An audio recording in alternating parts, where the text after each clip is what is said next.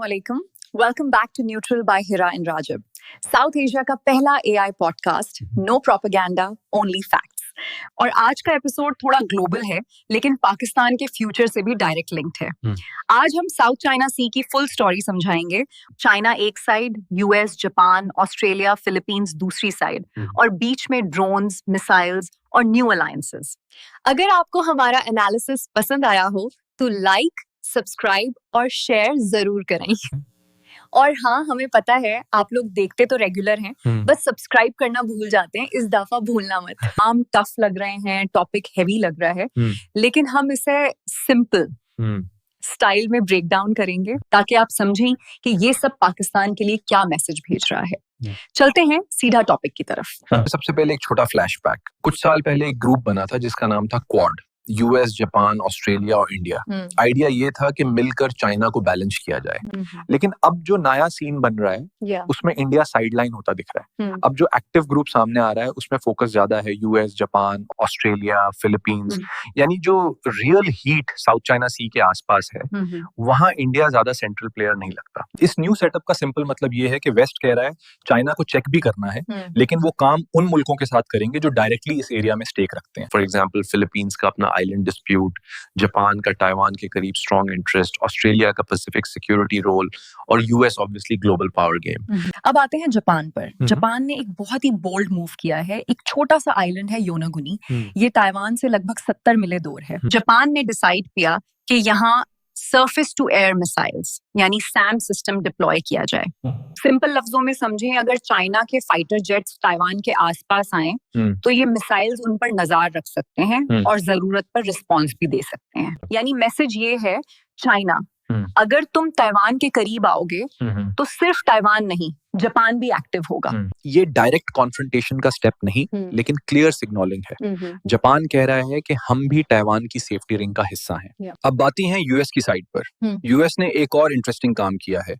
US special forces ने 500 से ज्यादा चाइनीज ड्रोन जो अलग अलग तरीकों से सीज किए गए थे उन्हें ट्रेनिंग के लिए यूज करना शुरू कर दिया। इसका सिंपल मतलब यूएस अपनी फोर्सेस को ये सिखा रहा है कि चाइनीज टेक्नोलॉजी का स्टाइल क्या है, उनकी फ्लाइट, उनका कंट्रोल सिस्टम, उनके वीक पॉइंट्स क्या हो सकते हैं।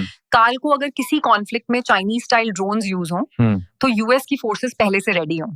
यानी वॉर गेम सिर्फ टैंक, शिप, जेट तक लिमिटेड नहीं, अब टेक और ड्रोन लेवल की रेस चल रही है। अब आते हैं सबसे ज्यादा डिस्कस्ड पॉइंट पर, यूएस MQ-9 रीपर ड्रोन का इंसिडेंट। ये कोई छोटा टॉय ड्रोन नहीं होता, ये हाई एंड ड्रोन है जिसका कॉस्ट एस्टिमेट लगभग $30 मिलियन तक जाता है। रिपोर्ट ये आई कि ये रीपर ड्रोन साउथ कोरिया के करीब सी एरिया में क्रैश हो गया, और कुछ क्लेम्स ये कि उससे पहले ये चाइना के नियर वाटर जोन में एंटर हुआ था। अब ट्विस्ट यहाँ से शुरू होता है। कुछ डिफेंस एक्सपर्ट्स कह रहे हैं कि ये सिंपल मैकेनिकल फेलियर नहीं लगता, शायद इस पर इलेक्ट्रॉनिक वॉरफेयर टाइप का इफेक्ट हुआ। यानी किसी ने ड्रोन को मिसाइल से हिट नहीं किया, बल्कि उसका सिस्टम ही कंफ्यूज कर दिया, उसकी नेविगेशन और कंट्रोल को जम या डिस्टर्ब कर दिया। इसे डिफेंस लैंग्वेज में कभी कभी सॉफ्ट किल बोला जाता है। आप फिजिकली डिस्ट्रॉय नहीं करते, आप सिस्टम को ही हैंग कर देते हो। अब ऑफिशियल लेवल पर सब कंट्रीज अपनी अपनी साइड का वर्जन देंगे, लेकिन एक चीज क्लियर है, साउथ चाइना सी में टेक्नोलॉजी का लेवल बहुत हाई हो चुका है। ये जो पैटर्न है ना, ये हमें पहले भी दुनिया के दूसरे कॉन्फ्लिक्ट्स में नजर आता है। रशिया यूक्रेन में नेटो, वेस्ट इन्वॉल्व हो गए।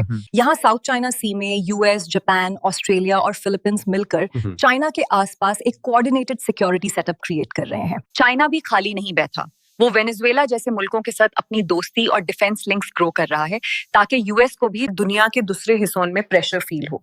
यानी गेम सिंपल नहीं, ये पूरा ग्लोबल चेस बोर्ड है। अब सवाल ये है कि ये सब देखकर पाकिस्तान को क्या करना चाहिए। सबसे पहले, चाइना हमारा स्ट्रेटेजिक साथी है। हमारा इंटरेस्ट ये है कि रीजन स्टेबल रहे और कोई ऐसी बड़ी क्लैश ना हो जो पूरी इकोनॉमी को झटका दे। दूसरी चीज, ड्रोन, रेडर, इलेक्ट्रॉनिक वॉरफेयर, ये फ्यूचर का बैटलफील्ड है। आज हम साउथ चाइना सी में Reaper drone, Chinese EW, SAM system सुन रहे हैं। काल को इसी टाइप की टेक हर रीजन के कैलकुलेशन का हिस्सा होगा। इसलिए पाकिस्तान को अपनी एयर डिफेंस और रेडर सिस्टम स्मार्ट तरीके से अपग्रेड करते रहना होगा। अपने ड्रोन प्रोग्राम्स को सेफ, कंट्रोल्ड और प्रोफेशनल ट्रैक पर रखना होगा।